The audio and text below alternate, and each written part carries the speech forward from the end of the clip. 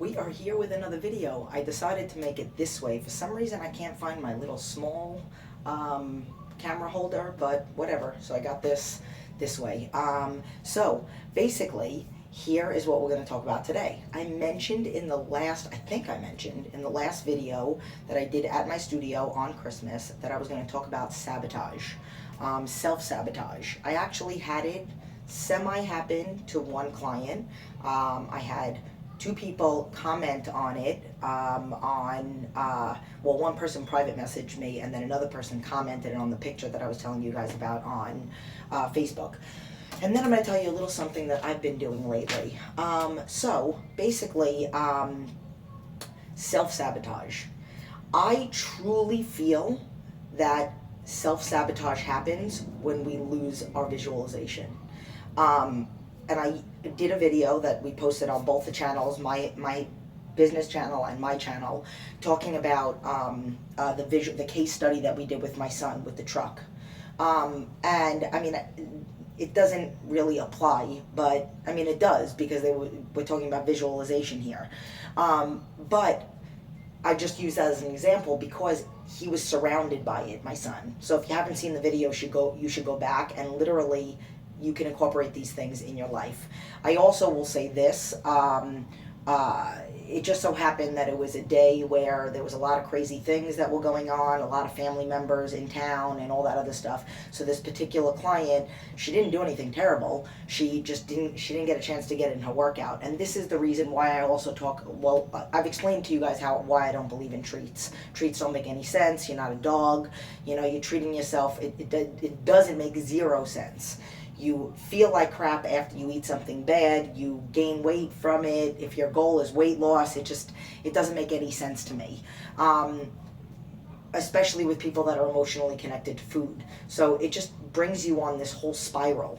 In reference to the whole self-sabotage thing, I think part of it is that if you don't get in a workout every single day or some kind of release of happy hormones, you have more of a chance of giving into temptation, more of a chance of losing track on what the goal is. That's the reason why I say getting in something every single day, no matter what, whether you are already getting up at 4 o'clock in the morning. I have a client that's in her high 70s, like around the corner from 80, and she gets up every day at 3:30 in the morning, and she's at the gym.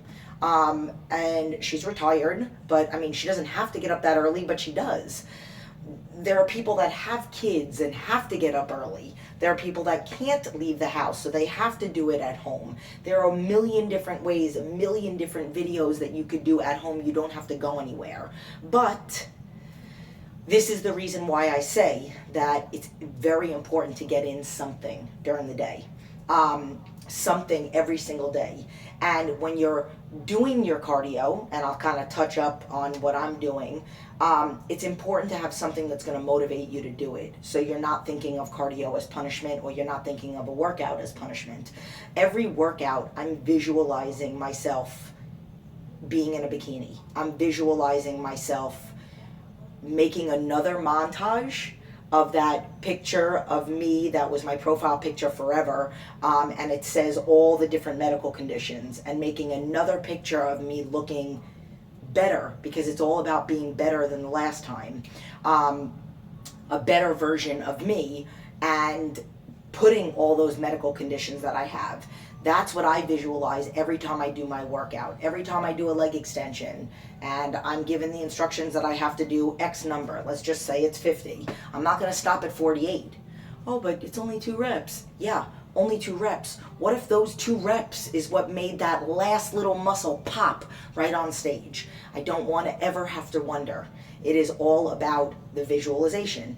During cardio, I used to read murder mystery books, and then I kind of lost those, and I started playing games on my Kindle, and I'm going to go back to the self-sabotage thing, and then I was listening to music and playing games, but like only listening in one ear, because now I have a baby, so I have to be able to hear him, so I have one headphone on, and then I happened to read an article, and I'm not going to make any comment about how I feel about her personally. Her story is incredible, what she's come from. and I'm talking about Ronda Rousey. I just so happened to see somebody posted an article on Facebook right after her fight to Holly Holmes. And I decided to read the article. And after I read the article, it talked about how she had a biography and a book, which I knew about, but I got totally inspired to read it. And inspired to read an inspirational story about where she's come from, what she's done, what she's been through, what makes her the fighter that she is. Just all of the things, some comments that she said in the article that are like, okay, I want to read a little bit deeper into that. And I read the biography, which was by this guy, Matt something, and then now I'm reading her book, which is Your Fight, My Fight, or something like that. And I mean, literally every chapter, a couple chapters or so, I'm taking a picture of some of the things that she said in there. And it literally, I mean, the self-sabotage thing has a lot to do with it, and it's like she's turning off, forget, like, you're in pain, you can push past the pain. Something that her mother did when she got injured while she was sparring, and she had to get her ACL. She had to have surgery on her ACL, and after a week of her being home, when the doctors told her she had to be off for 6 months, after a week of her being home, her mom's like, all right, get up, that's enough crying, let's do this. And literally her mother sounded like exactly like what I do and what I say. And her mother was like, you could do some abs. Last time I checked, your abs have nothing to do with your knee. You can work your other leg. Last time I checked, that knee doesn't have anything to do with that knee. And she's not talking about sparring, she's talking about training. She's talking about working around things. And this is what I talk to other people about. And a lot of the time, self-sabotage also comes from that.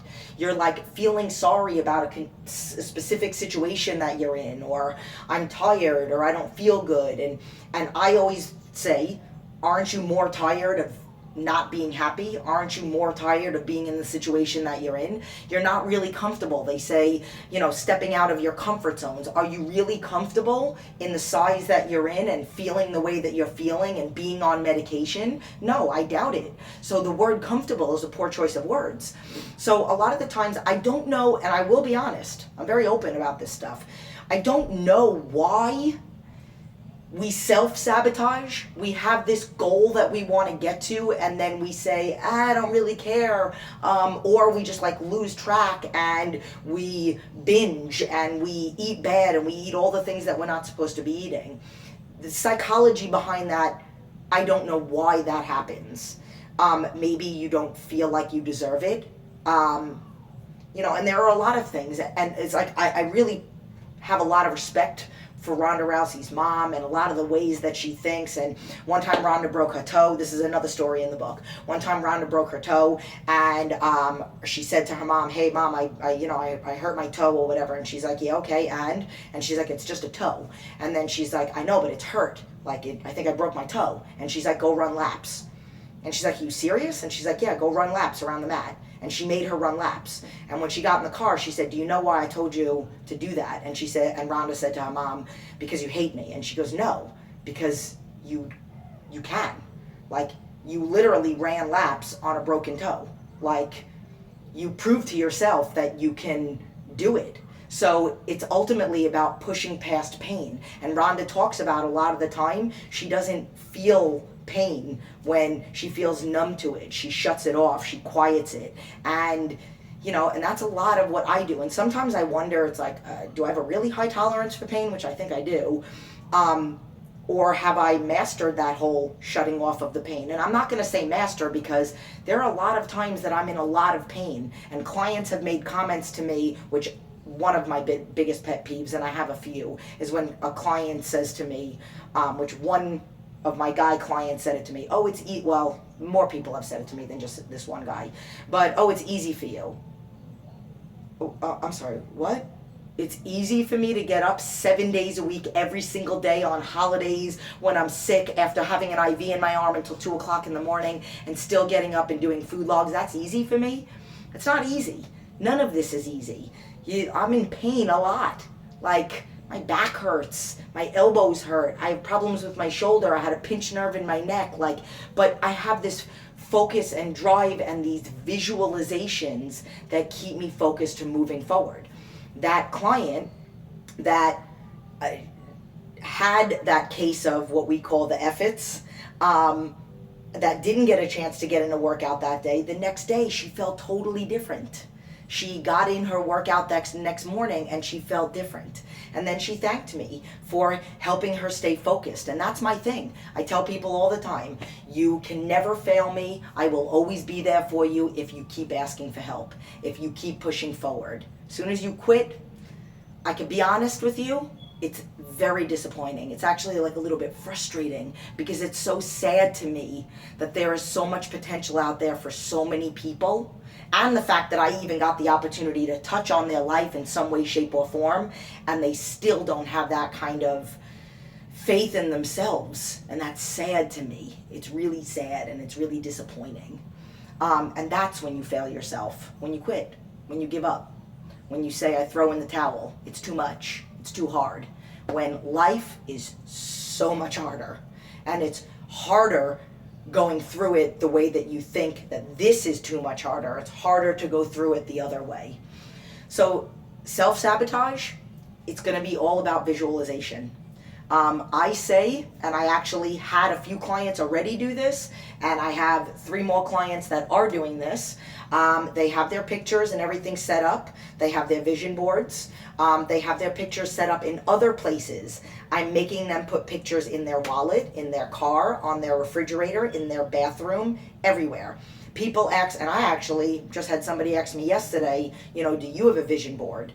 And I said, I have a vision board here, and every minute of the day I am visualizing something, whether it's in my workout, in my cardio, walking around with my kids, whatever it is. I have the people that motivate me, Tina, there are other, fitness girls that motivate me, and then I have my kids. Like, I literally will be in the middle of my cardio. I'll be on the bike for an hour, and my knees and my hip and my back and everything is burning.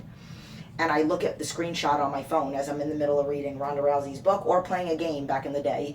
And I look at the screenshot and I have like a little 3-picture of my husband and Koa, and then 2 like little still shots of Amir. And boom, I bump up the level. Just for even thinking that I'm in pain, I bump up the level once and I just keep going. So those are my vision boards. And I do have them surrounded. There's something. There's a Post-it with my guidelines for the prep. There is something everywhere. There are pictures of my kids. Those are my motivators. They are, and that's what you all got. That's what everybody has to do. You have to go watch that video that I did on my son, and then you have to go take a picture of that toy truck that you want, and you have to post it everywhere.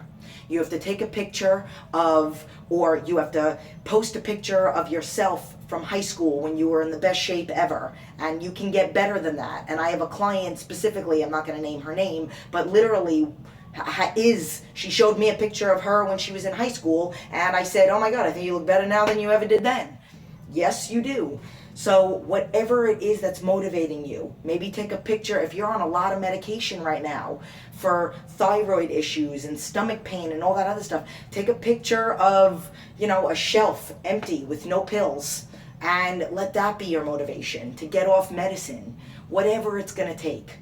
And stop self-sabotaging. 1 step forward and then 2 steps back.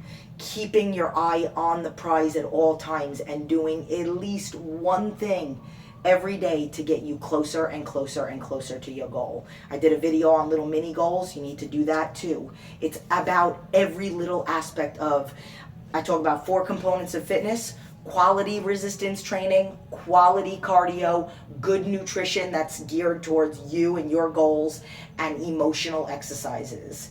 And emotional exercises is everything, the whole mental game. So, hope you guys like this video. And that's it. Peace.